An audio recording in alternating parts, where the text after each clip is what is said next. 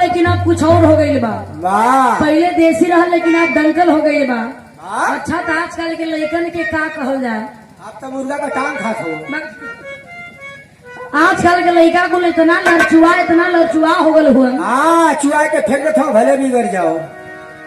बियाह हो जाता तो 4 गो लड़का भी घरे हो जात हुआ, लेकिन खैला पियला के बदौलत पर्सनालिटी एक नंबर के यदि बनल हो तो सोचियन के भी हमार उम्र खाली 20 साल का ही हो।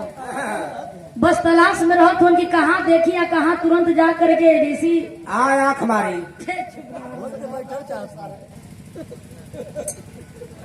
ध्यान हमेशा बहारे वाली की तरफ रहता। आजकल के लड़का सोचत हुन कि जो आपन वाली बात उन तो रोज के है, लेकिन ध्यान बाहर वाली की तरफ ढेर होता कि आई बाहर वाली तनी सांवरे भी है। माल बढ़िया हाथ से ओके ना कहते ओके तोरे बहन के बेचारो बुढ़ा गल यही समय कहल गल देखा कि एक घोर कलयुग है। एक कलयुग में कुछ भी हो सकेला। अरे महाराज तो और उम्र भइल 55 के मन बचपन वाली मत रखल करा। दू ठेन के मामा कहीं का करवा इन लोगन के रिश्ता बड़ा पवित्र है। आज बेचारो बड़ा साफ मन का हुआ।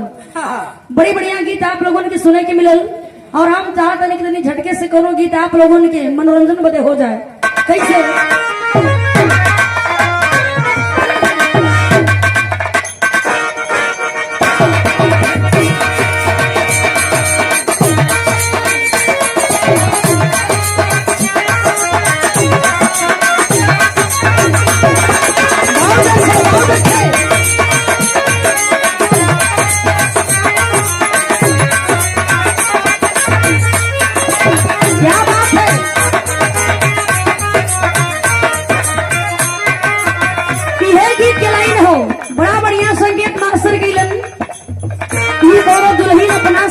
शिकायत करे कह दिया कि रउआ के रहन सहन बढ़िया नहीं हो।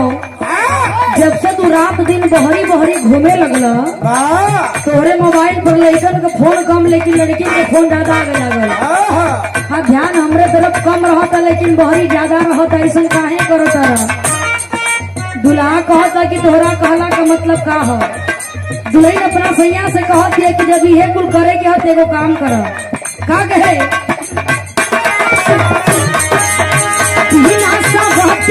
के रहना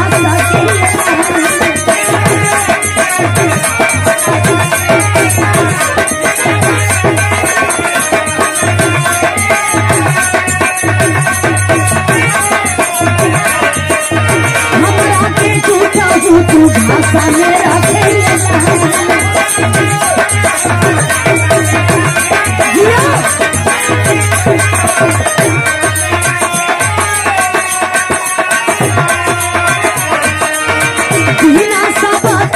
के रहना सकेला। हमरा के झूठा झूठू भाषा में रखेला। एक बेर दिल के सुकून कईदा, एक बेर दिल के सुकून कईदा। ए राजा जी सुकून कईदा, अपने ही हाथे हमर खून कईदा। ए राजा जी सुकून कईदा, नहीं हाथे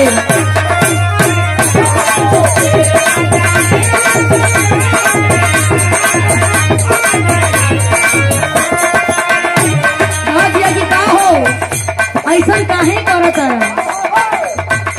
कहे लागल की है करे के रहे तो बोला काहे के दिया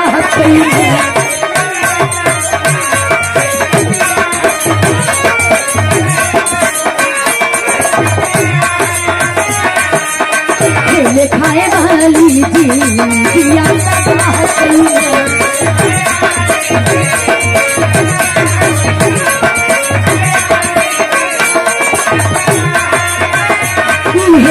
करे के रहे तो बोला काहे के दिया कैला।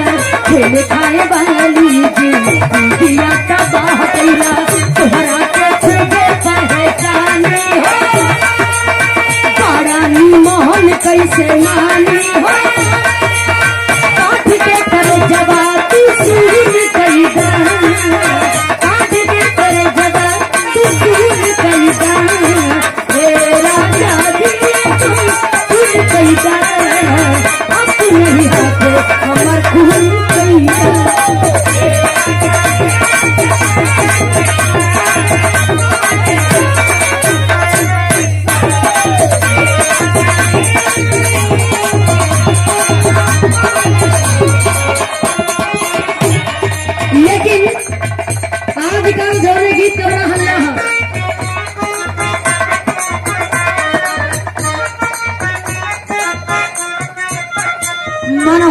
जी ग्राना है